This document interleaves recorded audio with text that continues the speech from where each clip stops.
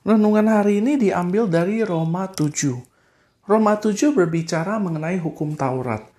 Apa itu hukum Taurat? Hukum Taurat adalah hukum yang diberikan kepada orang Israel. Nah, di dalam hukum Taurat itu terdapat 10 komponen paling utama yang namanya perintah Allah. 10 perintah Allah. Nah, sebetulnya hukum Taurat ini diberikan kepada orang Israel. Jadi tidak ada hubungannya antara hukum Taurat dengan kita, dengan orang Kristen, dengan orang yang non-Yahudi. Tetapi banyak orang mengajarkan bahwa kita harus hidup berdasarkan hukum Taurat. Nah, di dalam Roma 7 ini dikatakan bahwa Paulus berkata bahwa hukum Taurat itu adalah hukum yang baik, hukum yang kudus, hukum yang benar, tetapi tidak memiliki kuasa untuk mengubah orang. Justru karena ada hukum Taurat itu, dosa menjadi hidup.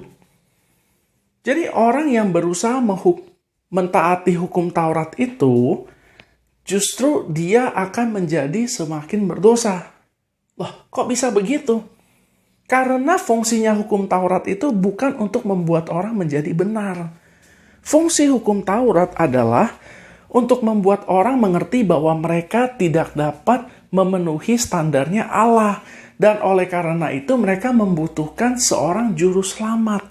Mereka butuh supaya mereka dapat diterima secara anugerah.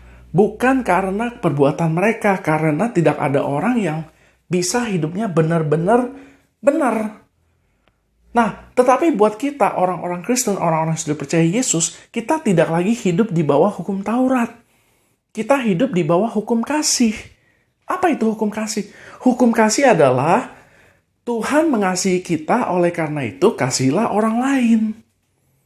Jadi kita mengasihi orang itu adalah sebagai respon Tuhan Yesus sudah mengasihi kita terlebih dahulu.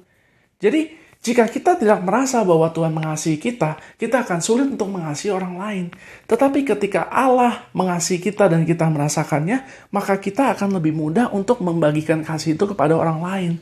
Jadi, terimalah dahulu kasihnya Allah kepada kita, baru kita bagikan keluar.